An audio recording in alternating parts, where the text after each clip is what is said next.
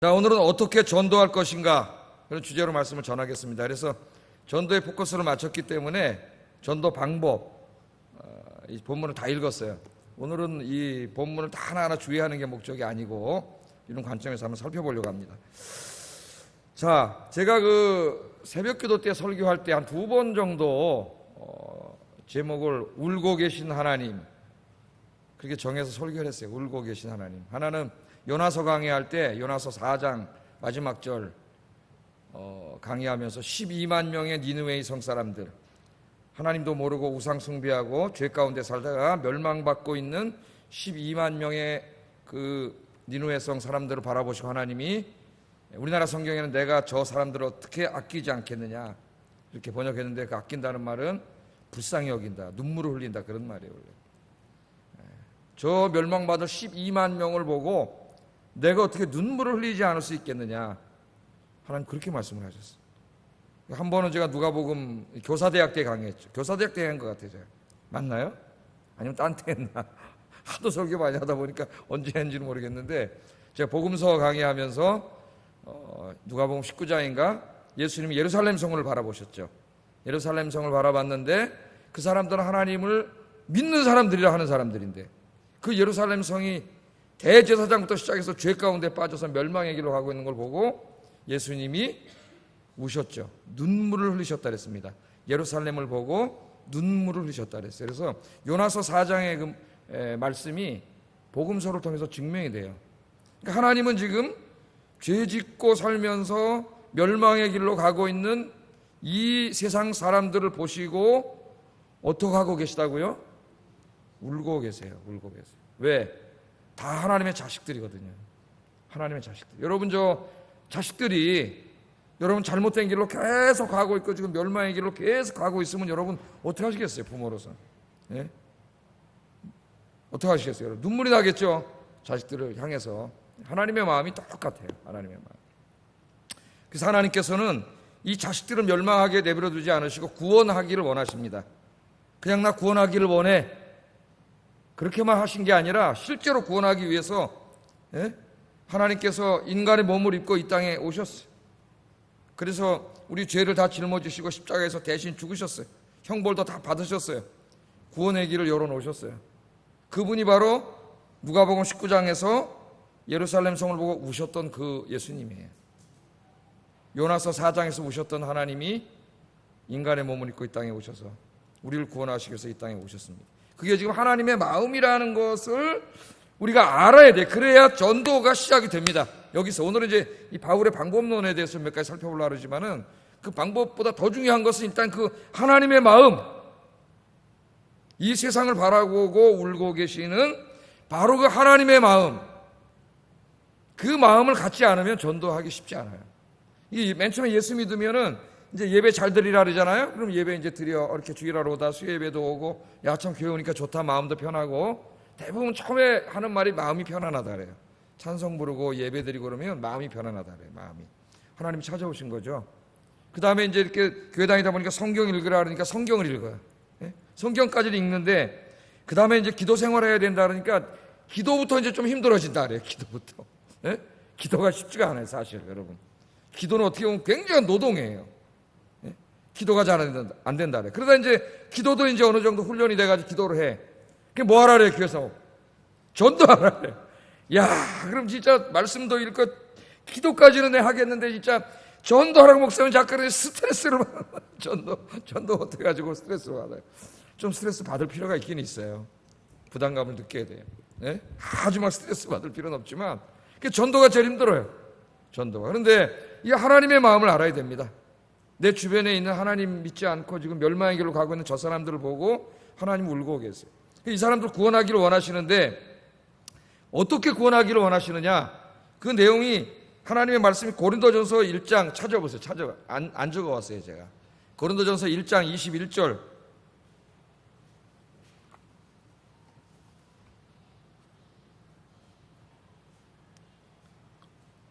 (20절부터) 20절, 21절 한번 읽어보겠습니다. 시작. 이 세대에 변론자가 어디 있느냐? 하나님께서 이 세상의 지혜를 미련하게 하신 것이 아니냐? 하나님의 지혜에 있어서는 이 세상이 자기 지혜로 하나님을 알지 못함으로 전도에 미련한 것으로 믿는 자들을 구원하기를 기뻐하셨도다. 아멘. 구원을 받으려면 하나님을 알아야 돼요. 하나님이 존재하신다는 걸 알아야 되고, 하나님의 놀라운 이 구원의 이야기, 외아들을 주셔서 우리를 구원하신 이 구원의 이야기를 알아야 돼요. 그런데 세상의 지혜와 지식으로는 하나님이 존재한다는 걸 알 수가 없어요. 하나님 선언하시잖아요. 인간의 이성, 18세기 이후에 인간의 이성을 우상화시켰죠. 하나님이 있던 자리에 인간의 이성을 거기다 갖다 놨어요. 진짜 인간이 만물의 척도가 되고 만물의 주인이 됐습니다. 인간이. 그 인간인데 그 인간의 지혜와 지식으로 아무리 공부하고 연구해도 하나님이 존재한다는 사실을 알 수 없어요. 물리학을 아무리 공부해도, 천체 물리학을 공부하고 하늘을 아무리 허블 망원경으로 훑어도 하나님을 알 수 없어요. 하나님이 있다는 걸 보지 못해요. 또 여러분 광학 현미경을 통해서 세포를 아무리 자세하게 다 들여다보고 관찰해도 하나님을 알 수 없어요. 철학을 공부하고 심리학을 공부하고, 그래서 인간의 이성을 통해 진리에 도달하고자 하는 게 철학 아닙니까? 아무리 해도 진리에 도달하지 못해요. 그래서 독일의 그 천재적인 철학자 하이데거라고 하는 실존주의 철학자가 있는데 나중에는 돌아버렸어요. 진짜, 그는 하나님이라고 안 그러고 그걸 독일어 비동사 자인이라고, 자인, 존재, 우리 말하면 존재입니다. 존재론. 존재가 뭐냐? 그래가지고 그 진짜 존재가 뭐냐? 그걸 계속 연구해. 하이데거를 연구하는 저 철학 선생님이 계셨는데 교수님이, 그분이 논문을 계속 쓴 거를 내가 논문을 다 읽었어요. 대학 다닐 때 그 어려운 논문을 하이데거를 계속 읽었어요. 이 천재적인 철학자가 진짜 그 자기가 생각한 존재가 누구냐? 계속 이것도 존재가 아니고 저것도 존재 아니고, 하여튼 그 사람 존재에 자라 그래요. 그러다 나중에 기독교에서 믿는 하나님도 존재가 아니라는 거예요. 그것도 존재에 자해 불과하다는 거예요. 그럼 도대체 너는 존재가 누구냐? 자기도 모르지, 뭘 알아. 아무리 이성을 해봐야 머리가 천재래도. 그러다 약간 돌아버렸어요. 이상해져 버렸어요. 이 땅의 지혜로는 하나님을 알지 못하기 때문에, 여러분 이 세상에 뭐 스티븐 호킹 같은 그런 천재 물리학자, 아인슈타인 같은 천재 물리학자 하나님을 압니까? 물리학을 공부해서 알 수 없어요. 이 세상의 지혜와 지식으로는. 그래서 하나님 어떻게 구원해요? 하나님을 알기 전도라는 걸 통해서 한다 그랬어요. 전도의 미련한 방법. 세상 사람들이 볼 때 미련한 방법이에요. 예수님의 십자가 부활의 복음을 이야기하는데 그 이야기를 듣고 이 사람이 하나님을 만나고 예수님을 믿고 구원을 받아? 우리도 어떻게 보면 미련한 얘기 같아요. 누가 믿을까? 그런데 하나님은 전도의 미련한 방법으로, 그게 미련하다는 게 아니라 세상 사람들이 볼 때 미련하다는 거예요. 그 전도 외에는 구원할 방법이 없다는 거예요. 그 전도가 뭡니까? 명사가 될 수도 있고 동사가 될 수도 있어요. 여기서 예수님을 통해 이루신 하나님의 구원의 이야기, 십자가의 죽음을 통해서 이 바울이 선포한 그 죄사함과 의롭다 하심의 그 십자가의 죽음과 부활의 복음을 선포하고 이야기함으로써만 그 사람이 하나님을 만날 수 있다는 거예요. 그밖에 없습니다. 방법이. 왕도가 없어요. 인간이 아무리 지혜를 쓰고 무슨 다른 걸 다 갖다 놔도 없어요. 이 방법밖에 없다. 하나님이 그렇게 말씀하셨습니다. 그래서 오늘은 이제 전도에 대해서 바울이 전도하는 모습을 보고 좀 생각해 보려고 합니다. 자, 바울은 어떻게 전도를 했는가 오늘 좀 한번 생각해 보겠어요. 첫째, 오늘 성경 말씀을 읽어보면 사도 바울 선생은 어떻게 전도를 하냐면은 복음을 들어보지 못한 사람들, 하나님에 대해서 알지 못한 사람들이 있는 곳으로 열심히 어떻게 합니까? 이리로 오라가 아니라 하나님 우리 교회 많이 보내주세요. 이 기도는 무슨 기도예요? 하여튼 전도할 테니까 많이 보내주세요. 그런 기도로 제가 믿겠습니다. 남의 교인 많이 오게, 그러면 안 되겠죠. 물론 이사 와서 집이 너무 이제 멀어져가지고 교회를 옮기고 그런 건 괜찮지만 많이 모이게 해주세요. 그러면 어떻게, 그 전제가 뭐가 돼? 우리가 열심히 전도할 테니까 그 열매가 있어서 많이 오게 해주세요 해야지. 우리 교회 많이 불러주세요. 그러면 누굴 불러달라는 거예요 도대체? 저 기도가 좀 바뀌어야 돼요. 사실은 우리가 열심히 전도하겠습니다. 하나님 이 복음에 열매가 있게 해주세요. 그렇게 기도를 해야죠. 교회 크게 져놓고 진짜 막 여기 굉장히 잘해놓고 막 다 이리로 오너라 이 동네 교회들. 오늘 제가 새벽에 설교했는데 그래 하나님 뜻이 아니잖아요. 그렇죠? 자, 그래서 바울은 사람들이 있는 곳으로 정말 열심히 찾아갔습니다. 열심히. 신발에 진짜 타는 냄새가 나도록 찾아다녔어요. 사도 바울은. 근데 이제 성경을 보면은 산간 마을이나 농촌 마을로 바울이 간 게 아니고, 바울의 선교 전략은 그곳에 복음 전하지 말라는 얘기가 아닙니다. 바울은 머물러 목회하는 사람이 아니기 때문에 복음이 가장 빠르게 확산될 수 있는 그런 지역, 그 가장 효과적인 지역, 그게 뭐냐면 대도시예요. 대도시. 그래서 바울의 선교는 항상 대도시를 중심으로 바울이 열심히 찾아갑니다. 열심히 찾아가요. 사람들의 왕래가 빈번하죠.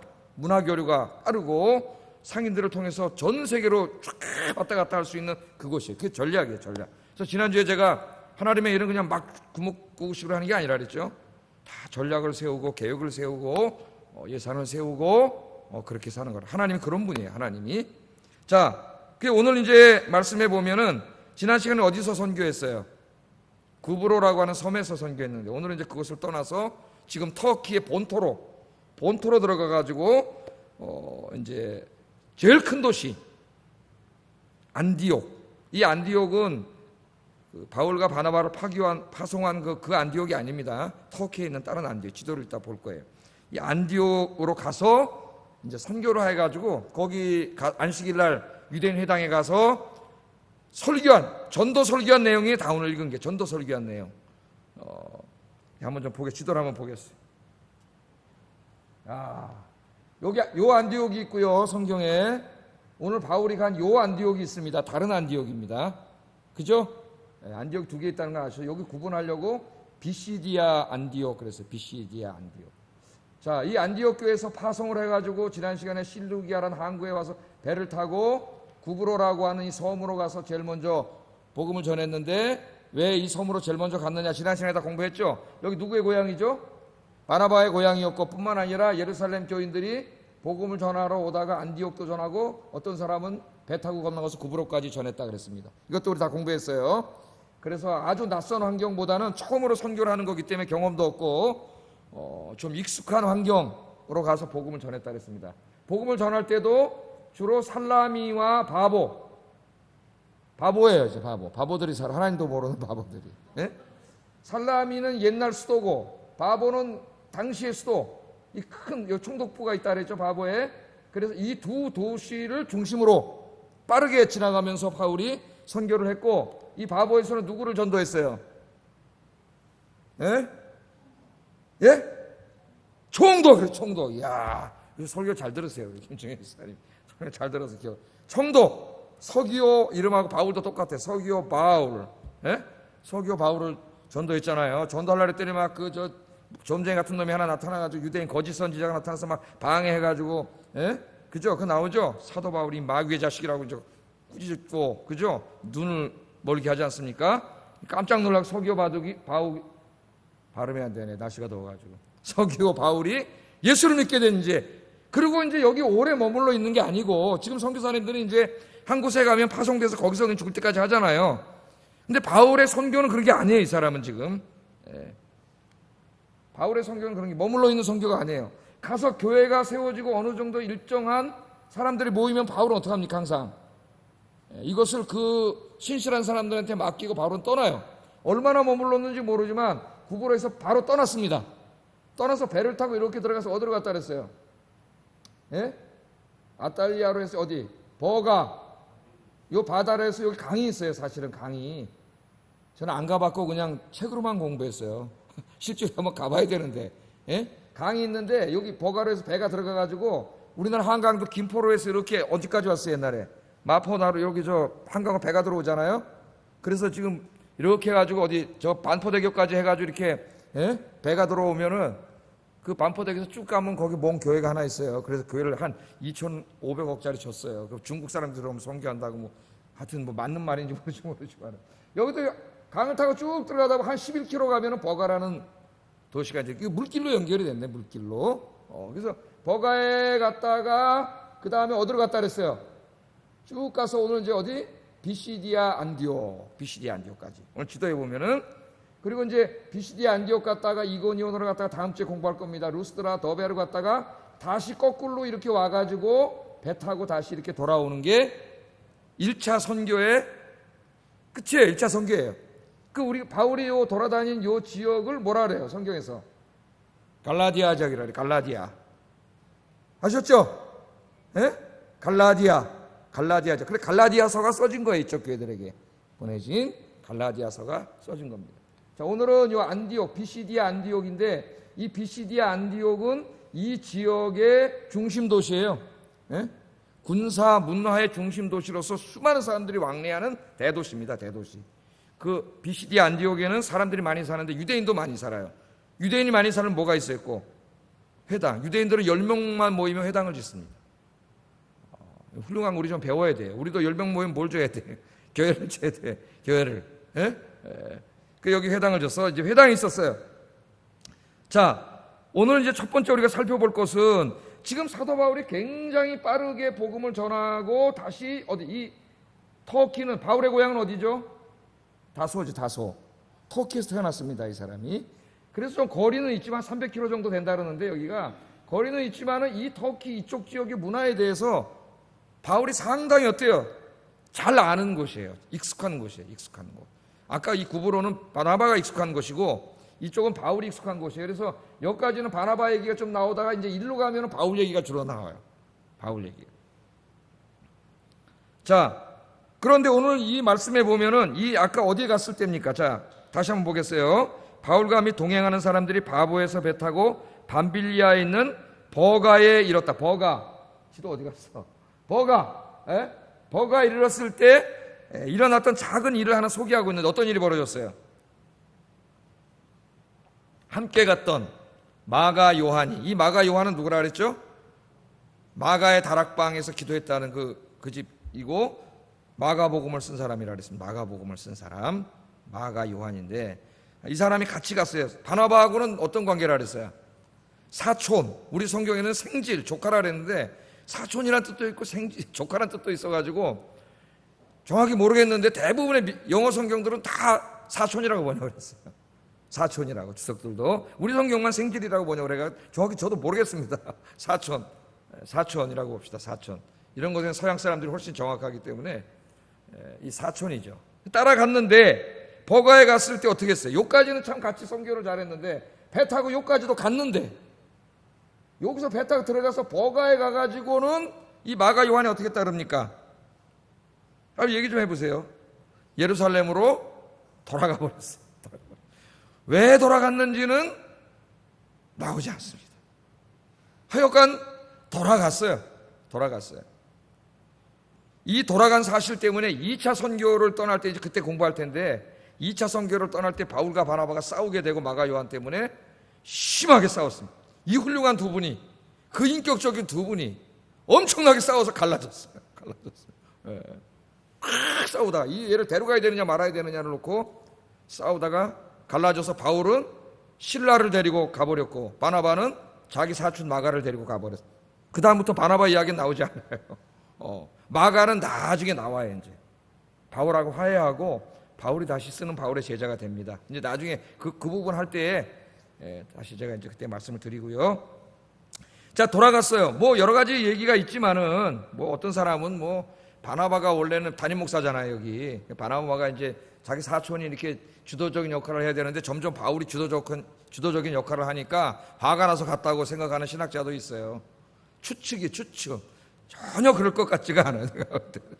아무리 추측이라도 그건 아닌 것 같고 아마 이제 좀 믿음이 아무래도 바울과 바나바보다는 준비되지 않았던 그 마가가 너무 여정이 힘드니까 선교하려고 그냥 그 열정 갖고 나왔는데 지금 여기서 또 배 타고 이제 가는 이 길을 보세요. 이 꽃길입니까 여러분? 먼 길이에요. 얼마나 힘들었겠어요. 배 타면 멀미도 하고 별의별 일 다 있었겠죠. 네? 나중에 바울의 얘기를 읽어보면 별일이 다 있어요. 강도도 만나고 막 별일이 다 있어요. 너무 힘드니까 일단 못하겠다 돌아가 버린 거예요. 포기하고 돌아가 버렸어요. 그래서 선교를 하려면 훈련을 받아야 돼요. 사실 훈련. 그래서 막 몇 년 동안 훈련 받고 아프리카를 가는 사람은 아프리카하고 똑같은 기후 이런 데 가가지고 막 훈련 받고 기후 적응하고 이래서 나중에 가서 해야지 그냥 맘만 먹고 갈 수 없어요. 제 아는 분도 필리핀으로 갔는데 필리핀은 덥고 너무나 습해가지고 그 습기를 견디지 못해. 이 사람은 미쳐버릴 것 같아. 그 4년 하고 그냥 왔어요. 못했어요. 적응을 잘해야 돼요. 네? 그래서 진짜 선교사 나갈 사람은 그런 준비를 다 하고 이제 나가야 되는데 약했기 때문에 포기하고 돌아갔어요. 그러면 세 사람이 갔는데 이 힘든 여정에 한 사람이 중도에 포기하고 가면은 두 사람이 힘들까요? 용기가 날까요? 힘들겠지. 같이 가야 되는데 한 사람이 포기하고 가니까 힘들겠죠. 안 그래도 힘든데. 그런데 이 바울과 바나바는 포기하지 않고 계속 여행을 해가지고 비시디 안디옥이라고 하는 도시까지 갔어요. 이 도시는 아마 해발 1000m가 넘는다 그래요. 1097m니까 굉장히 고산지대에 있는 산간에 있는 높은 마을이에요. 제가 저기 지리산 쪽에 한번 가보니까 거기 마을 이름이 운봉이라는 마을이 있더라고요. 이름이 참 구름문자 봉우리 뭉쳐 운봉, 그죠? 운봉. 예? 이름이 너무 시적이야. 운봉. 그 산 위에 내 김현태 쌤 물어보니까 굉장히 고산지대 마을이래요. 마을이 아름답더라고요. 운봉, 지리산 자락에 있는 마을. 이게 이제 산간지대 이 마을에 갔습니다. 여기까지 찾아간 거예요. 저걸 상당히 먼 길을 찾아가가지고 그렇게 이제 복음을 전하니까 지금 바울과 바나바의 이 선교는 어때요? 여기서 전하고 어느 정도 복음이 전해지니까 복음을 전혀 듣지 못한 사람들이 있는 이곳으로 빨리 가가지고 또 여기 가서 열심히 지금 복음을 전해요. 우리 사도행전은 앞으로 계속 공부할 거지만 바울은 계속 어떻게 합니까? 하나님에 대해서 듣지 못했던 사람들이 있는 곳에 복음을 한 번도 듣지 못한 사람들이 있는 곳으로 계속 가요. 계속. 예수님이 어디까지 가라 그랬어요? 땅 끝까지 가라 그래요. 땅 끝까지. 계속 갑니다. 계속 가면서 복음을 전합니다. 그래서 우리가 첫 번째 배워야 될 게 중요한 게 뭐냐면 복음, 우리 기독교는 어떤 기독교예요? 가는 기독교예요. 그냥 가만히 앉아서 명상하는 종교가 아닙니다. 그건 힌두교예요. 그건 힌두교. 예? 자기 경전이나 읽고 앉아서 다 도나 닦고 명상 기도나 하고 이거는 힌두교예요. 힌두교. 우리 기독교 역사는 그렇지 않아요. 처음서부터 기독교는 아브라함 때부터 어떻게 해요? 네 친척과 고향집을 떠나 가라. 내가 약속한 땅으로 가라. 굉장히 다이나믹한 거예요. 기독교는. 왜? 하나님이 다이나믹한 분이세요. 하나님께서. 예? 기독교는 가는 거예요. 찾아가는 거예요. 여러분 물론 우리는 선교사가 아닙니다. 선교사가 아니기 때문에 우리는 집도 버리고 직장도 버리고 막 다른 나라로 막 갈 수가 없어요. 그죠? 우리는 한 지역교회를 섬기는 사람들입니다. 정해진 장소 직장 생활도 해야 되고 가정도 있고 아이들도 키워야 돼요. 그러니까 우리가 이 말씀을 적용할 때 선교사들처럼 그렇게 적용할 수는 없어요. 그러나 우리도 가야 돼요. 누구에게? 내 주변에 있는 예수 믿지 않는 사람들. 내 친구들도 될 수 있고 이웃들, 직장 동료들 그런 사람들이 있잖아요. 그 사람들에게 가야 됩니다. 가만히 앉아있는데 교회 기도하는데 하나님 우리 교회 가득 채워주시옵시고 빈자리가 없게 채워주시옵소서 이렇게 기도를 하려면은 이제 대표 기도할 때 그렇게 기도하는 거 좋은 기도죠. 그렇게 기도를 하려면은 그 기도한 사람은 뭐라고 하나님께 다짐하고 있는 거냐면은 내가 채우겠습니다. 내가 열심히 전도해서. 네? 내가 열심히 전도해서 채우겠습니다. 그 기도가 전제돼야 되는 거예요. 그 기도 속에는 이 빈자리를 채워주세요. 하나님 나를 사용해 주세요. 내가 열심히 전도하겠습니다. 내가 열심히 전도하겠습니다. 자, 그래서 여러분 오늘부터 이거 적용을 하려면 이제 좀 구체적인 적용을 해야 되겠다 그런 생각을 가졌어요. 구체적으로. 네? 구체적으로. 여러분 이제 오늘부터 전도수첩을 만드세요. 전도수첩 하나 사세요. 전도수첩. 그래가지고 여러분 아는 사람들 중에 예수 안 믿는 사람들 이름을 적으세요. 다음 주에 검사하겠습니다. 또 교회 안 오면 안 되는데 그래가지고 부담을 주면 또 수협이 안 나오니까 하여튼 검사는 안 할 테니까 또 수협은 나와야지. 그래도 또 부담돼서 수첩 안 샀네? 오늘 빠지자 그러면 안 되잖아. 한번 정해가지고 이름을 다 적어가지고요 거기 내가 찾아가서 만나기 쉬운 대로 번호를 한번 다 적어보세요. 번호. 번호를 다. 그래야 여러분 진짜 이거 실천하는 거예요. 하나님 말씀을. 그 번호를 다 적어가지고 거기다 이제 그 사람들을 위해서 기도를 하세요. 여러분. 기도를 하면서 기회가 될 때마다 이제 찾아가야죠. 야, 내가 오늘 밥 사줄게. 만나자. 밥 사준다는데 얼마나 오늘 더운데. 야, 내가 오늘 어디 가보니까 여의도 여의도인지 어딘지 잘 모르겠지만 하여튼 여기 신촌에 아현동에 여기 뭐 카페가 하나 엘림이 있는데 굉장히 시원한 커피 맛있는데 내가 커피 사줄게. 밥 사주고 커피 사줄게. 만나자 그래가지고 만나가지고 여러분 그렇게 해서 이제 찾아가서 만나야죠. 적극성을 떼야 돼요. 적극성을. 찾아가서 만나서 여러분 적극적으로 찾아가서 복음 전하는 여러분 되시기를 주의 이름으로 축복합니다. 예수님 뭐라 그러셨어요? 마가복음 16장 15절 16절. 예수님 명령하셨어요. 바울은 예수님 명령하신 대로 하는 거예요. 지금 읽어보겠습니다. 시작.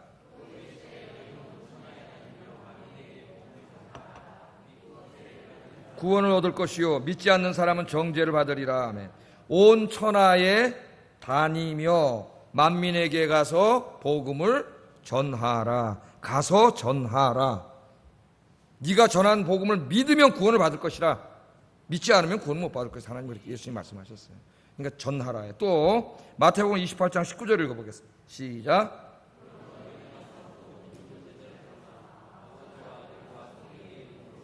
아멘. 그러므로 너희는, 그 다음 동사가 뭡니까?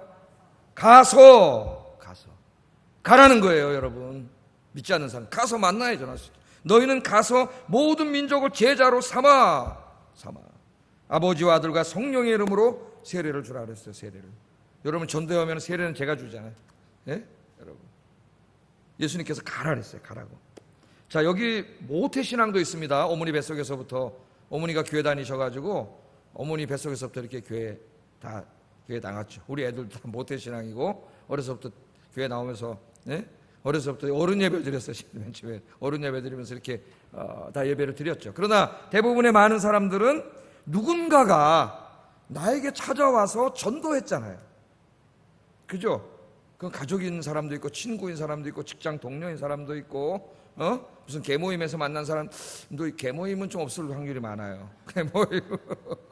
무슨 하여튼 간에 누군가 내 인생에 하나님 사람을 보내주셔서 그 사람이 교회 가자 그랬든, 아니면 사형리로 전했든, 전도 폭발을 배운 사람이 전도 폭발로 전도를 했든, 하여튼 나에게 와서 복음을 전했기 때문에 내가 구원받은 거 아닙니까, 여러분? 그걸 한번 생각해 보세요. 누군가 나에게 찾아왔어요. 하나님 보내주셨어요. 이제는 여러분이 그 누군가가 되셔야 합니다. 누군가가 가야 돼요. 바울이 저 부지런하게 찾아갔잖아요. 바울은 진짜 뭐 선교사로서 땅 끝까지, 예? 땅 끝까지 찾아갔는데, 우리는 그렇게 거리는 멀질 않아요. 마음을 가져요. 하나님의 그 마음, 세상을 보고 울고 계신 하나님의 마음을 갖는다면은, 하나님 그 사람 보고 울고 계신데 나는 그냥 몰라라 하고 계속 너 지옥 가라 그러고 쓸 수 있나요? 하나님의 마음으로 하면 가게 돼 있어요.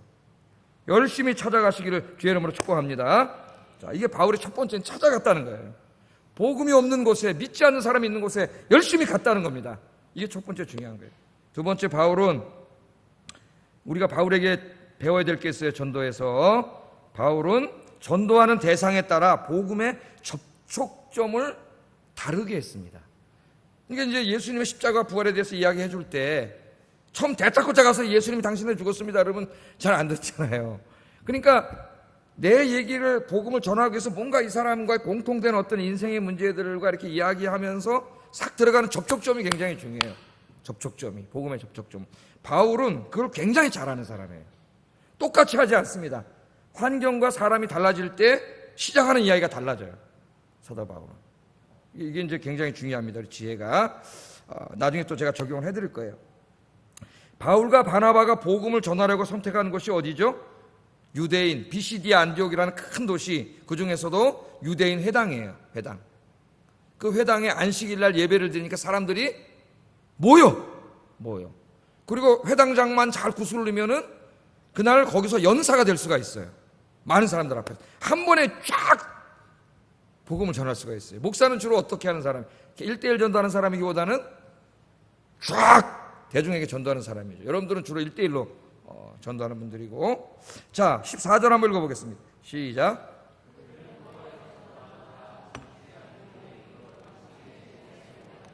예, 안식일 날이 돼가지고 회당 예배에 들어가서 두 사람이 이제 딱 거기 참여한 거죠. 예? 회당 예배에 참여를 했습니다. 근데 이제 이 회당 예배에 보니까 두 부류의 사람들이 있었어요. 유대인의 회당에 두 부류. 유대인만 있는 게 아닙니다. 16절 한번 읽어보겠어요. 시작.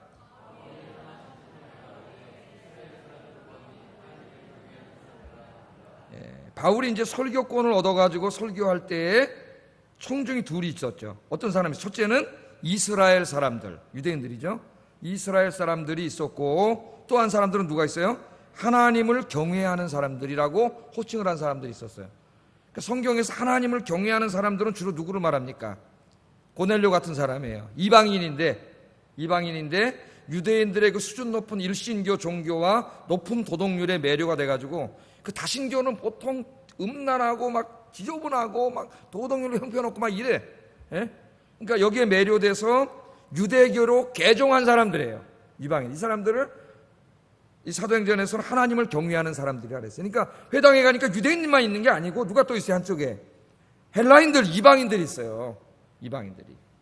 이 사람들이 있어요. 그러니까 유대인도 있고 헬라인도 있는데 유대교에 개종한 사람들이기 때문에 두 사람이 다, 두 민족이 다 공통적으로 구약 성경을 잘 알고 있고, 이걸 잘 알아야 됩니다. 구약 성경을 잘 알고 있고 구약 성경에서 하나님이 약속하신 메시아에 대한 구원 약속에 대해서 잘 알고 있고 그것을 소망하고 기다리는 사람들이에요. 이 사람들이 바울이 그리로 들어간 거죠. 그리로 들어갔어요.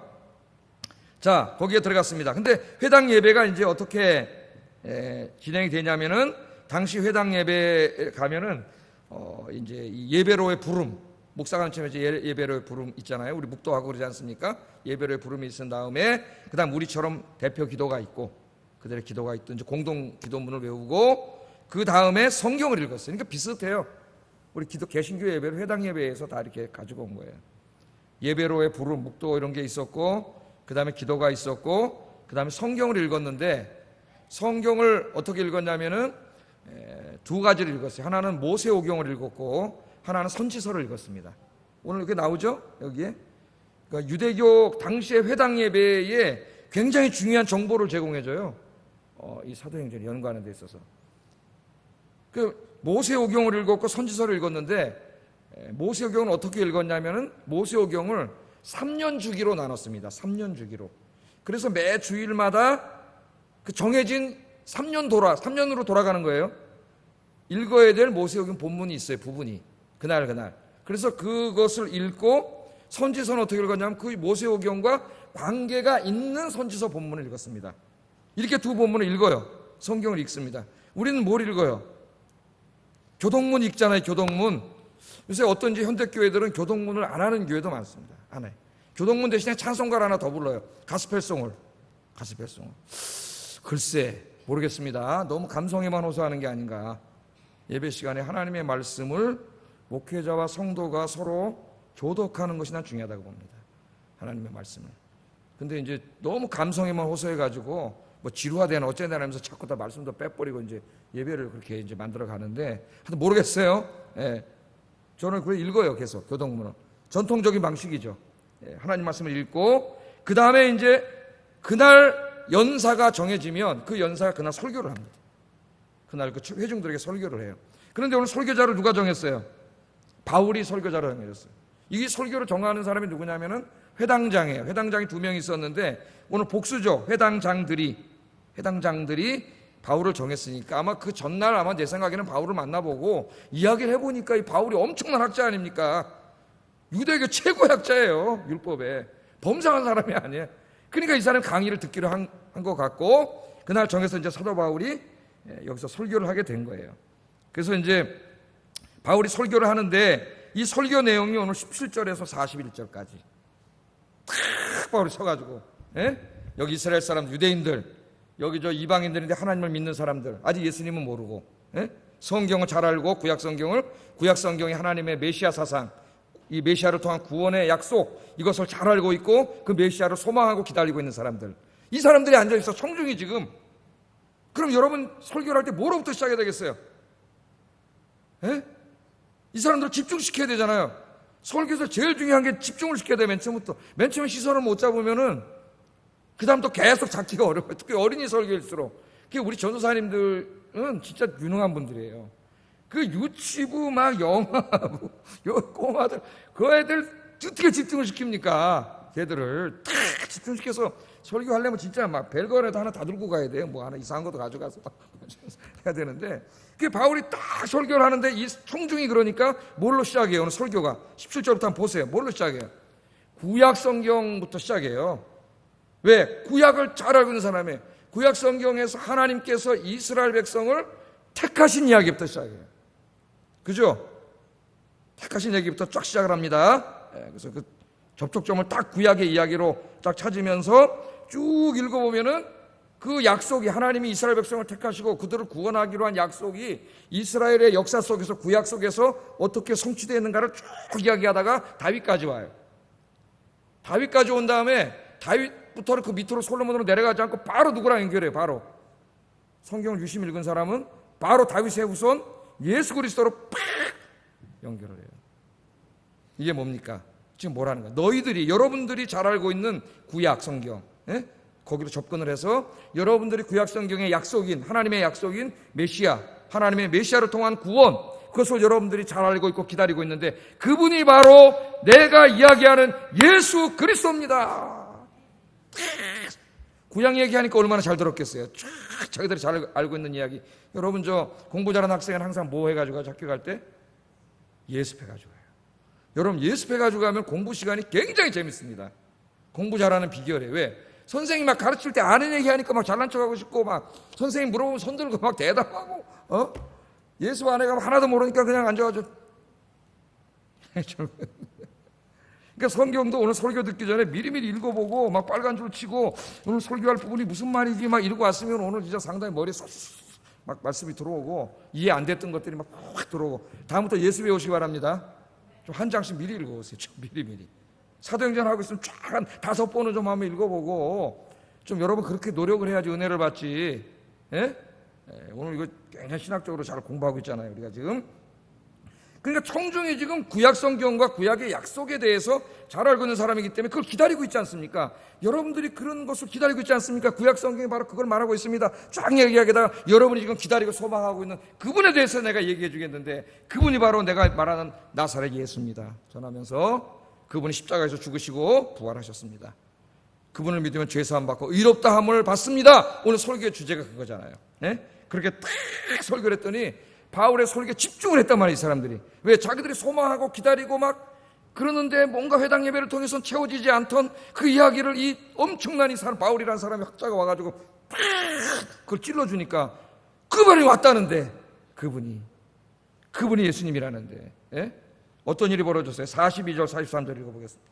시작.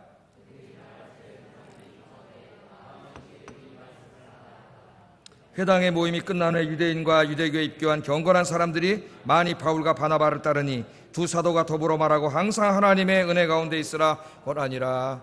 아멘. 이 말씀을 듣고 매료가 돼가지고 어떻게 다음 주에도 한 번 더 와서 설교해 주세요. 예? 드문 일입니다. 다음 주에도 한 번 더 와서 설교해 주세요. 여러분 전도하면 그렇게 말했습니다. 다음 주에 한 번 더 와서 얘기해 줄래? 예? 다 그렇게 됐어요. 다음에 한 번만 더 얘기해 줄래? 예? 야, 너무 흥미로운 이야기인데 한 번만 더 얘기해 줄래? 이렇게 돼. 그리고 이 회당 예배가 끝난 다음에 어떻게 됐다고요? 유대인과 유대교에 입교한 경건한 사람들, 아까 그 하나님을 경외하는 사람들을 설명해 놨죠. 여기다가 유대교에 입교한 경건한 사람들이 바울과 바나바를 따랐는데 많은 사람들이 따랐잖아요. 따랐다는 게 뭐예요? 그 복음을 받아들였다는 거죠. 믿었다는 거죠. 그러니까 바울이 여기에 가서 그 복음을 전할 때 시선을 딱 집중시키고 흥미를 유발시키기 위해서 그 접촉점을 기가 막히게 찾아냈다는 거예요. 그럼 이제 여러분 이제 이걸 좀 차이를 두고 우리가 보려면은 이 사도행전 17장, 나중에 이제 공부하겠지만은 17장 22절 이하에 보면 아테네에 가서 또 설교할 때가 있어요. 아테네. 이 아테네에 딱 갔더니 바울이 보니까 막 우상이 너무 난무해. 아테네는 철학의 도시면서 동시에 우상의 도시예요. 희한하죠? 최고의 지식의 도시면서 여러분 지식과 우상은 니시는 종이 한 장 차이밖에 안 돼요. 이게 공존하는 곳이 아테네. 바울이 그만 우상이 너무 많은 걸 보고 막 어떻게 했어요? 화가 나 분노했다 그랬어요. 그래서 막 저작거리로 뛰어다니면서 전도를 하기 시작하고, 그러니까 예수님이 부활했다 그러니까 너 한번 와가지고 아레오바고 언덕에서 사람들을 모아놓을 테니까 여기서 네가 한 얘기를 다시 한번 해봐라. 다시 해봐라. 아레오바고 거기가 뭐 한 데인지 아십니까? 아테네가 소크라테스를 죽인 곳입니다. 소크라테스를 사형시킨 것이에요. 왜? 우리가 알지 못하는 낯선 사상과 종교에 대해서 이야기한다고 소크라테스를 죽인 곳이에요. 그냥 언덕이 아닙니다. 재판이에요, 재판. 그 바울이 전하는 이상한 새로운 종교에 대해서 받아들이지 않으면 죽는 거예요. 근데 그 바울이 참 대단하죠. 거기 아레오바고 언덕에 혼도 탁 서가지고 그 17장 22절 이하를 읽어볼 때는 지금 청중이 누구예요? 아까 지금 여기 청중하고 완전히 다른 사람들이에요.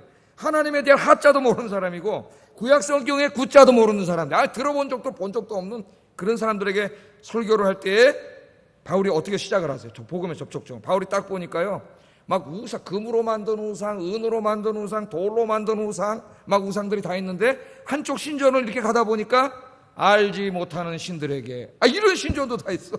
알지 못하는 신들. 이건 뭐예요? 이 사람들은 뭐라고 생각하는 사람들이에요? 어떤 사람은 저 금신상이 이 세상을 우주로 창조한 신이라고 믿고 저 돌로 만든 신상, 은으로 만든 신상들이 믿고 있는데 사실 우리는 그 신이 이 우주를 창조한 신이 누군지 모른다 이거야. 그러니까 그 신이 분명히 있긴 있는 것 같은데 모르니까 알지 못하는 신이 만들었다. 그래, 알지 못하는 신. 바울이 탁 아레오아고 언덕에서 뭐라 그럽니까? 여러분, 내가 오늘 아테네를 돌아보니까 참 우상들이 여러분 종교성이 굉장히 많습니다. 시선이 딱 집중되겠잖아요 벌써. 종교성이 참 많습니다. 그런데 내가 보니까 알지 못하는 신들 이게 있더라고요.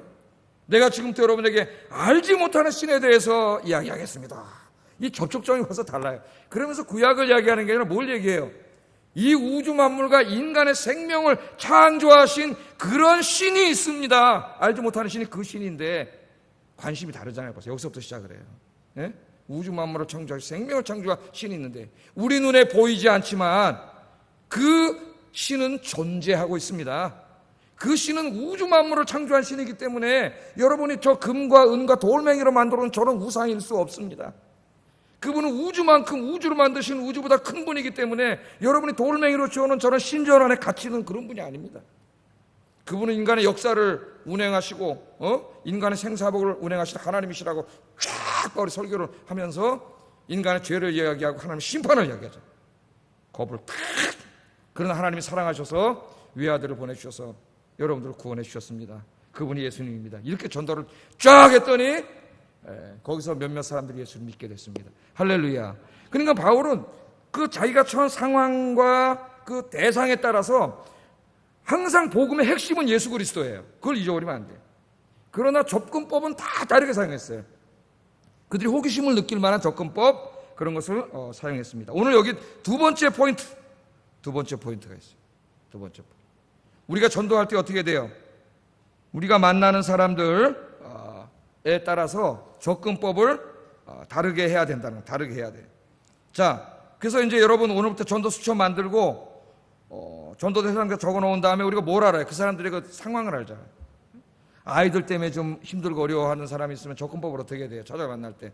아유, 너 요새 아이들 때문에 힘들다며. 그러면서 이야기하면서 나도 힘들었는데 고통을 많이 당했는데 어느 날 내가 예수님 믿고 성경 말씀 읽다가 내가 잘못했구나 깨닫고 이렇게 했더니 아이들이 참 바른 길로 돌아오고 지금 공부도 열심히 하고 자기 꿈을 찾아가고 있다. 이렇게 얘기를 접근을 하면서 그렇게 나를 변화시킨 게 바로 예수님이야. 이렇게 얘기하라는 거예요. 이렇게. 어떤 친구인데 참 마음이 우울하고 불안하고 막 자기 어떤 이런 정신적인 고통 가운데 있는 친구가 있으면 그 친구한테 가서 그냥 너 죄인이야, 네 죄를 회개해야 돼 이렇게 집에 가버리잖아요. 그 사람이 안 그래도 힘들어 죽겠는데 너 힘들겠다. 우울하니 얼마나 힘들어. 우울증 힘든데 너 불안해 얼마나 힘들겠냐. 나도 옛날에 참 불안하고 우울한 적이 있었는데 이렇게 말하면서 너무 힘들었는데 내가 옆집 아줌마가 찾아서 교회 가자 그래가지고 교회 갔더니 거기 가서 내가 예수님 만나고 불안도 없어지고 우울도 없어지고 나 지금 너무 행복해. 그렇게 전도하라는 거예요. 근데 반드시 뭘 얘기해야 돼요? 이제 좀 이따 나오는데 복음의 핵심 얘기되지만 우리 접근법을 그렇게 하라는 거예요. 그렇게 지혜롭게 우리 삶의 다양한 문제들 여러분 알잖아요.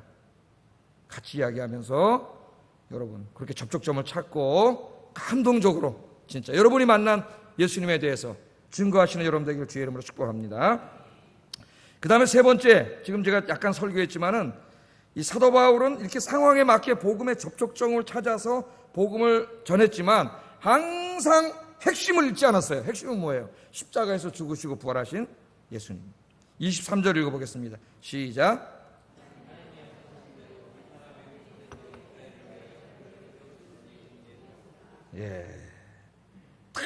설교했지만 구약을 다 얘기했지만 핵심은 뭡니까? 지금 전하고자 예수님이에요. 예수님. 당신을 왜 죽으시고 부활하신 예수님. 예수님 믿으면 죄사함 받고 의롭다 함을 받고 구원받습니다를 얘기하려고 지금까지 다 한 거예요. 왜? 앞에 얘기를 안 하면 안 들으니까. 관심을 딱 하기 위해서.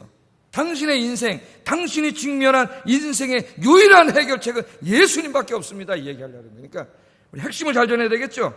오늘 이 보세요. 17절부터 29절까지 13절에 13계절밖에 안 되는데 이 안에 지금 뭐가 다 들어가 있어요? 창세기부터 예수님까지의 모든 내용이 다 요약되어 있어요. 이 특징과 핵심을 기가 막히게 집어내는 사람이 바울입니다. 바울이. 내가 볼 때 신학자 중에는 톰 라이트라는 신학자예요. 진짜 성경을 읽고 핵심을 잘 찍어내더라고요. 대단하다는 생각이 들어요. 통찰력이. 자, 이 바울이 핵심을 파악하는 능력을 잠깐 볼까요? 17절 한 절입니다. 17절 짧은 한 절에 창세기와 출애굽기를 다 요약했어요. 예? 창세기 핵심은 뭐예요? 하나님의 선택. 출애굽기 핵심은 하나님의 구원. 선택과 구원. 여기 다 들어가잖아요. 한 문장으로 창세기와 출애굽기를 요약했지만 핵심 사상이 전혀 희생되지 않았습니다. 짧은 한 문장 안에 이 핵심이 탁 들어가 있어요. 핵심. 민수기와 신명기는 18절에 한 절로 요약했어요. 요새 우리 신명기 새벽기도 때 공부하고 있는데 핵심은 이스라엘의 죄악과 광야에서 맨날 죄 짓잖아요. 하나님의 인내하시는 사랑. 다 들어가지 않습니까, 여기에. 야, 이거 어떻게 이렇게 요약을 하지? 끊임없이 죄를 짓는데도 불구하고 끝까지 참아주시고 인내하시는 하나님의 사랑에 대해서 얘기합니다. 한 문장이지만은 민수기 신명기 내용이 여기 다 녹아 있어요. 탁 들어오잖아요, 벌써. 예? 19절 20절은 여호수아와 사사기 사무엘상까지 450년의 역사를 두 문장으로 요약했어요. 하나는 가나안 땅을 하나님 너에게 선물로 주신 땅이라고 하는 것. 그 다음에 그 땅 살 때 사사라고 하는 지도자를 하나님 선물로 주셨다는 것을 딱 두 개로 특징을 요약을 합니다. 또 21절 22절은 이스라엘의 왕정에 관한 요약인데 핵심은 하나님의 마음에 맞지 않는 왕을 폐하고 하나님이 마음에 맞는 왕 다윗을 택하셔서 하나님의 뜻을 이루신다는 거예요. 벌써 다 그 메시지가 나오죠. 제가 이거 하나하나 가지고 몇 달을 설교할 수도 있지만 그건 사도행전을 강의하는 목적은 아닌 것 같아요. 제가 볼 때는. 그래서 그렇게 하지는 않고 넘어갑니다. 바울은 또 23절부터 다윗에서 다룬 모든 구약의 이야기들을 생략하고 예수님으로 바로 연결해버려요. 다윗의 인생에서 중요한 것은 왕이라고 하는 직책이 아니고 다윗의 후손 중에서 메시아가 태어난다는 약속입니다. 약속. 핵심을 놓치면 안 돼요. 왕이 중요한 게 아니에요. 바울은 다윗까지의 이스라엘의 역사, 구약의 역사를 이처럼 신속하고 간결하게 핵심을 요약한 후에 바로 그 구약에서 다윗까지 약속하신 구세주가 예수님임을 강력하게 이야기하는 거예요. 선포하는 거예요. 바울의 모든 설교는 예수님으로 집중되어 있습니다. 집중되어 있어요. 예수님이 구약에 예언한 하나님의 아들 메시아라는 것을 밝히 드러내는 것만 남겨놓고는 모두 다 과감히 생략해버렸어요. 생략. 그 결과 구약이 예수님에 관한 예언의 책이라는 것이 분명하게 드러났습니다. 자, 여러분, 성경을 읽거나 여러분이 설교를 들을 때 메시지의 핵심을 찾아서 듣는 게 굉장히 중요해요. 제가 오늘 설교하려는 핵심을 찾아야지 핵심은 잊어먹고 예화만 듣다가 가만히 예화. 예? 그래서 설교한 건 다 잊어먹어도 예화는 안 잊어먹어요, 우리 성도님들이. 예화. 어떻게 보면 예화도 하나의 그 커뮤니케이션의 중요한 기술인데 지루하지 않게 핵심을 들을 줄 알아요. 핵심을. 여러분이 책을 읽은 것이나 영화를 보거나 연극을 볼 때도 메시지 핵심을 딱 짚어야지 그 얘기를 다른 사람에게 얘기해 줄 때 아주 감동적으로 얘기해 줄 수가 있습니다. 핵심을 딱 짚어야지. 도대체 이 영화를 봤는데 뭘 얘기하려고 그러는 거지? 이게? 책을 한 건 다 읽었는데 뭘 얘기하려는지를 알지도 못해. 그래서 생각이 날 리가 있어요? 시간만 낭비했지. 핵심을 딱 짚을 줄 알아야 돼요. 내가 설교를 하거나 성경 공부를 인도하거나 글을 쓸 때에도 핵심을 잘 찾아내서 아주 간결하게 전하는 것이 굉장히 중요합니다. 간사이스하게 해야 돼요. 간사이스하게. 너무 장황하게 많은 정보를 나열하면은 정작 말하려고 하는 핵심이 다 희석이 돼버려요. 너무 많은 것을 이야기하는 것은 결국 하나도 이야기하지 않은 것과 똑같습니다. 너무 많은 걸 얘기해버리면 도대체 뭘 얘기했는지 하나도 기억이 안 나. 예? 이건 훌륭한 선생이 아니에요. 훌륭한 설교자가 아니에요. 여러분, 광고 카피를 한번 보세요. 광고 카피. 광고 카피는 아주 간결한 문장 하나에 그 제품의 특성이 다 담겨 있어서 광고를 딱 들으면 뭐 어떻게 돼요, 여러분? 감동돼가지고 어떻게 하고 싶어요? 사고 싶죠. 사고 싶게 만들어요. 사고 싶게. 그러나 여러분, 리모컨을 한번 보세요. 리모컨의 재앙이라 그래요. 이 마케팅하는 사람들이 리모컨의 재앙이라는 겁니다. 여러분, 리모컨을 한번 보면은 단추가 너무나 많아요. 기능성 단추가 너무 많아가지고 그거는 좋은데 정작 제일 중요한 테레비 껐다 켰다 하는 그 저런 스위치하고 볼륨하고 채널이 어디든지 알 수가 없어. 어느 게 채널인지. 이걸 리모컨의 재앙이라 그래요. 너무 많은 걸 해놔가지고 실제로 알 수가 없어요. 그래서 여러분 이게 마켓 이런데 진열해 놓을 때도 그 제품을 유능한 마케터는 세노 개밖에 안 해놔요. 두세 개. 이거를 선택을 옵션 한 10개, 15개 해놓으면은 하나도 안 팔립니다. 왜 그런지 아세요? 소비자가 와가지고 이거 살까 한참 들여보다가 이거 살까 이거 5개 모으면 피곤해, 골 아파. 소비자를 피곤하게 만들어요. 예? 선택을 못해서 그냥 가버려. 그래서 훌륭한 마케터는 서너 개밖에 안 나요, 거기다가. 예? 그래서 여러분 저렇게 딱 가전 파는 데 가가지고 막 10개 이상 놓은 데는 핫바리들이 하는 장사예요. 거기 진짜 마케팅에 맞자도 모르는 사람이 갖다 들어간 거예요. 사람을 피곤하게 만들잖아요. 요새 왜 힘들어요? 선택하려면 뭘 하나 살라 그러면 너무 많아, 옵션이. 예? 그래갖고 인터넷에서 계속 쇼핑몰 돌아다니다가 2시간, 3시간 골이 뻑뻑뻑 아까운 시간 다 안 하고 성경도 못 읽고. 예? 그렇잖아요, 여러분. 이 핵심이 굉장히 중요해요. 여러분, 제가 많은 이야기를 하지만 일부러 많은 이야기를 합니다. 여러분, 우리 인생도 마찬가지예요. 인생이 짧습니다. 우리의 인생에 핵심만 남겨놓고 다 정리하세요. 여러분 인생 핵심만 잘라버리세요. 그래야 짧은 인생 하나님의 일을 하며 살 수 있습니다. 인생의 핵심을 놓치면 자질구레한 세상 일들의 아까운 인생을 다 낭비해요. 인생도 여러분 핵심을 찾아야 돼요. 여러분 이제 주님 앞에 갈 때까지 핵심 뭘로 삼을 겁니까? 여러분 핵심을 찾아보세요. 특히 전도를 할 때 제가 이제 이야기하려고 하는 거예요. 바울의 전도를 기억하는 거 중요하고, 여러분 한 50초에서 1분 정도 여러분 길게 얘기하면 안 들어요, 사람들. 여러분 요새 보세요. 애들이 뭐 얘기하려다가 한 10초 얘기하잖아요? 그러면 다 딴 데 쳐다보세요. 듣기 싫다 이거야. 안 들어. 나 혼자 얘기해. 간도해야 돼요. 남의 얘기를 경청 안 해주는 것도 인격이 형편없는 사람이죠. 예? 남의 얘기 들어줘야죠. 그래서 제가 어떻게 하라 그랬어요? 인격자는 재미없어도 들어준다 했잖아요. 그래? 더더군다나 더 좋은 인격자는 맞장구까지 쳐주고, 더 훌륭한 인격자는 감탄사도 하나 넣어주면서, 추임새를 넣어주면서 그렇게 들어주는 사람은 진짜 훌륭한 인격자예요, 여러분. 감사해야 하세요. 눈을 맞추고 들어주는 사람. 그래서 애들은 다 돌려요, 이렇게. 그러니까 복음을 전할 때 1분 메시지를 만들어야 돼요. 1분. 이거는 이제 저 윌로크릭이라고 미국에 있는 교회에 거기서 하는 전도 방법이에요. 그래서 거기는 다 숙제가 있어요. 모든 성도들이 자기가 예수 믿고 행복한 이야기를 1분짜리 페이퍼에 만드는 걸 다 만들게 합니다, 성도들에게. 우리도 한번 곧 하려고 그래. 내가 1분으로 내가 예수 믿기 전에 불행했던 삶과 예수님 만난 다음에 내가 변화되고 행복한 삶을 1분 안에 간결하게 요약을 해서 쓰게 해가지고 그것을 이렇게 점검하면서 계속 가지치기를 해가지고 1분에서 한 50초 정도 딱 되는 복음의 메시지로 만들어. 그걸 외우는 거죠, 외워. 그래서 이제 딱 기회가 생기면 어떻게 해요? 아까 접촉점 자식 문제를 얘기하다가 딱 50초 정도 그냥 더 이상만 안 들어요, 사람들이. 그러나 뭐가 있어야 돼, 거기. 그 사람을 감동시키는 핵심이 있어야 돼, 핵심. 만드세요, 진짜. 오늘 오신 분들 검사는 안 하겠습니다. 또 다음 수요일에 안 올까봐 내가. 오늘 내가 검사하면 수요일날 부담돼서 하니까. 한번 만들어 보세요. 그러면 전도하려는 입이 안 떨어지잖아. 뭐부터 얘기해야 될지 모르겠잖아요. 이렇게 전도 안 하는 거 아니에요. 얘기해 놓으세요. 그걸 딱 만들어 놓으세요. 40초면 더 좋아요. 핵심. 접촉점만 딱 찾아가지고 그걸로 팍 찔러버리세요, 그냥. 예? 그럼 무슨 굳이 전도 폭발 안 하고 뭐 안 해도 사형리 안 해도 돼요. 내가 왜 예수 믿는지. 당신은 왜 예수 믿습니까? 뭐라고 대답해? 너는 왜 예수 믿냐? 뭐라고 대답해? 나 예수 왜 믿지?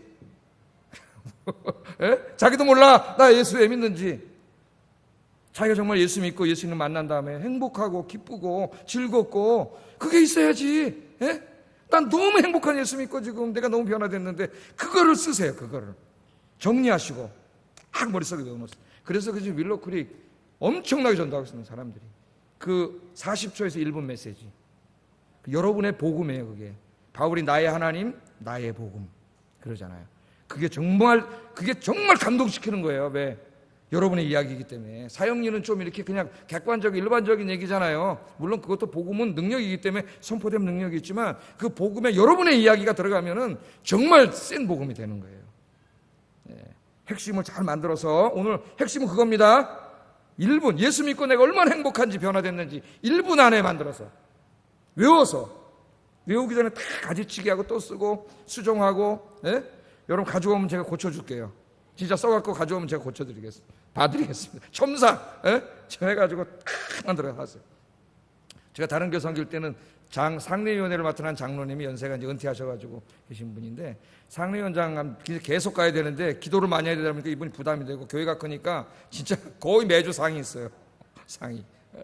가다 보니까 기도문을 하나 써갖고 오셔가지고 저한테 우리 교구 장로님이셨기 때문에 목사님이 한번 봐주세요. 야, 기도문을 보니까 정말 기도를 너무 은혜스러워요. 이 장례식까지 기도를 잘해야 되거든요. 네. 기도 준비하세요. 우리 장로님 그러고 가서 기도할 거 준비하세요. 미리. 기가 막히게 써왔어요. 그래서 제가 와, 지금 너무 좋습니다. 그리고 제가 그걸 배워가지고 저도 지금 기도하는 게 많습니다. 이 장로님한테 배운 기도 많아요. 이 안에서 장례 기도 제가 읽고 감동받은 거 지금 여기 와서 다 써먹고 있어요. 그 기도를. 그 하시는 말씀이 제가 이거 장례 때마다 매번 새로운 기도 할 수 없고 이거 반복해도 되겠습니까? 이거 장로는 해도 됩니다. 우리도 저 장례식 설교하고 결혼식 설교는 맨날 똑같은 설교합니다. 네? 똑같은 설교. 준비를 전도 여러분 잘 준비해서 그러면 많은 생명을 나는 여러분이 구원할 수 있다고 믿습니다. 여러분 그런 여러분들 되시기를 주의 이름으로 축복합니다. 예. 몇 시예요? 하나만 더 빨리 할까요? 다음 주에 할까요? 예. 하는 김에 여기까지 빨리 하나 더 하겠습니다. 그 다음에 이제 마지막으로 생각이 될 것은 바울의 설교 중에 나오는 딱 두 사람이에요. 다윗과 세례요한. 다윗과 세례. 다른 거 그냥 쭈르륵 막 창세기도 막 그냥 선택, 출애굽기는 구원 이렇게 다 넘어가 버렸는데 딱 두 사람에게 대해서 상당히 많이 얘기해요. 두 사람에게 다윗과 세례요한 두 사람에 대해서는 상당히 많이 얘기합니다. 자, 이 다윗인데 다윗은 어떤 한 나라의 최고 권력자가 될 정도로 인간적인 복을 많이 받은 사람이었지만 다윗이 가장 크게 받은 복은 그가 메시아의 상징이면서 메시아의 조상이 된 영적인 복입니다. 여러분이 복 받은 거는 이 땅에 뭐 이런 게 아니에요. 그것도 복이지만 정말 중요한 복은 여러분이 예수를 구원받은 복이에요. 자, 또한 큰 복이 뭐냐? 여러분이 하나님의 인정받고 쓰임받는 복입니다. 쓰임받는 복. 그게 제일 큰 복이에요. 내 인생을 통해서 복음이 확장되고 하나님의 교회가 부흥한다면 나는 제일 복 받은 사람.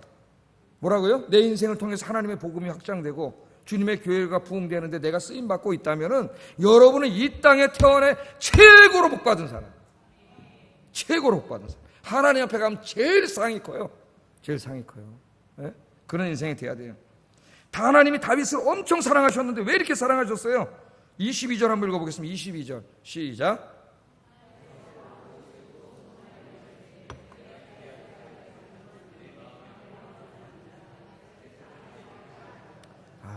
다윗을 보고 하나님 뭐라 그랬다고요? 내 마음에 맞는 사람. 내 마음에 맞는 사람. 다윗은 하나님의 마음에 맞는 사람. 하나님과 마음이 같은 사람. 늘 하나님을 생각했기 때문에 하나님의 마음을 알고 하나님이 기뻐하시는 그 하나님의 뜻을 행하는 사람이다 그 말이에요. 하는 사람. 다윗이. 우리 여러분 다윗 잘 알고 있지 않습니까? 목동 시절부터 어린 놈이 나가서 양치면서 기도하고 거기서 찬송 만들어 찬송시 쓰고 찬송 부르고 그런 사람이죠. 장군으로 전쟁터 누빌 때도 늘 기도하는 사람이고 왕이 돼서 최고 권력자가 됐을 때에도 제일 먼저 뭐 했어요? 하나님의 법궤를 들여오고 그죠?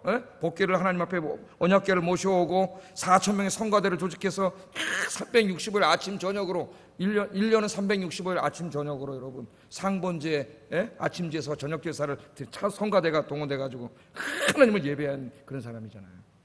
다윗이 하나님이 다윗을 볼 때 마지막 죽을 때도 하나님이 주신 거 전부 성전 짓는 데다가 다 내고 공수래 공수고 빈손으로 왔으니 빈손으로 가는 거죠. 그러면서 다 내고 뭐라 그랬어요? 하나님이 주신 것을 내가 주님께 도로 돌려드렸을 뿐입니다. 교만한 게 없어요. 하나님이 나에게 주신 것을 내게 아니에요. 어차피 하나님께 도로 돌려드렸을 뿐입니다. 그랬잖아요. 그러니까 하나님이 다윗을 볼 때 다윗은 하나님의 마음에 너무 흡족한 사람, 하나님을 너무 기쁘게 하는 사람이에요. 그래서 36절에 다윗을 이렇게 요약합니다. 36절 읽어보겠습니다. 시작.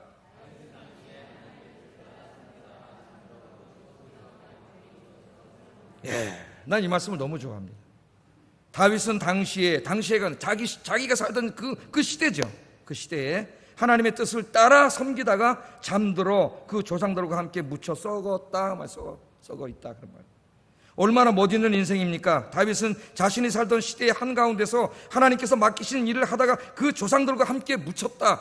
그 다윗의 인생을 이렇게 바울이 요약합니다. 요약. 자기에게 뭐 왕이었고 뭐 했고 이런 얘기 하나도 안 해요. 그 사람의 인생을 뭐라고 요약해요? 자기 시대에 하나님의 뜻을 따라 섬겼다 이렇게 말합니다. 다른 거 다 필요 없어요. 하나님 앞에 딱 하나님 요약하는 거예요. 저 사람이 이 땅에 태어나서 21세기 여러분 태어나가지고 한평생 사는데 하나님을 얼마나 잘 섬겼다 갔냐, 그거 외에는 하나님한테 다 소용없는 거예요. 나머지는 여러분, 그 쓸데없는 거에다가 그 인생을 다 쏟아붓고 사는 거예요. 이 기독교인들이요, 한 줄도 없어요. 그런 거 천국에 가면은 그런 거 다 소용없어요. 무슨 여기 다윗에 대한 역사가 있습니까? 하나님 섬긴 거 외에는 아무것도 없어요. 예? 하나님께서는 우리들을 21세기, 20세기에 태어나게 하셨습니다. 현재라는 시간은 하나님께서 우리에게 주신 시간이에요.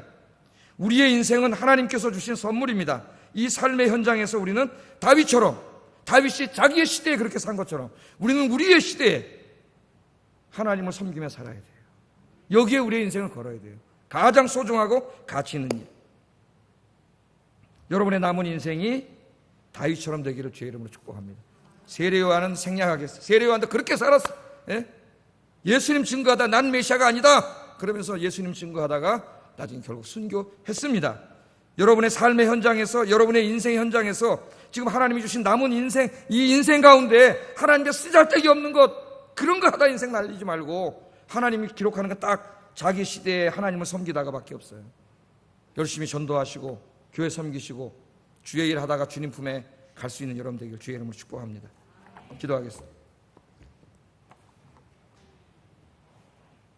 자, 구체적으로 기도하겠습니다. 전도 수첩을 만들어서 전도 대상자 이름을 적어놓고 그들을 위해 기도하면서 한 사람 한 사람씩 찾아가서 전도하게 해주세요. 기도하세요. 두 번째, 복음을 전할 때 복음의 접촉점을 잘 찾고 1분 안팎의 아주 감동적인 내가 만난 예수님을 잘 적어서 그 복음을 전하게 해주세요. 구체적으로 지금 다 하는 거예요. 세 번째, 내 남은 인생이 자질구레한 거 다 가지쳐버리고 하나님이 기뻐하시는 일, 복음의 확장과 교회 성장시키는 이 일에 쓰임받게 해주세요. 기도하겠습니다. 사랑하신 아버지 하나님, 감사합니다. 오늘 귀한 말씀을 통해 깨닫게 하시고 주의 말씀으로 우리에게 다가오신 것 감사합니다. 우리는 사도 바울의 전도를 통해서 아주 실제적이고 아주 실천적이고 구체적인 것을 적용하기를 원합니다. 오늘부터 진짜 집에 가서 내일 문방구에 가서 기도 수첩 하나 사게 하시고 전도 수첩 하나 만들게 하시고 거기에 내가 아는 사람 중에 예수 믿지 않는 사람 이름을 다 하나씩 적어놓고 번호를 다 매기고 그들을 위해서 매일 기도하면서 한 사람 한 사람씩 적극적으로 찾아가서 예수님을 전하게 하여 주시옵소서. 내가 전도할 때에는 복음의 접촉점을 잘 찾고 내가 열심히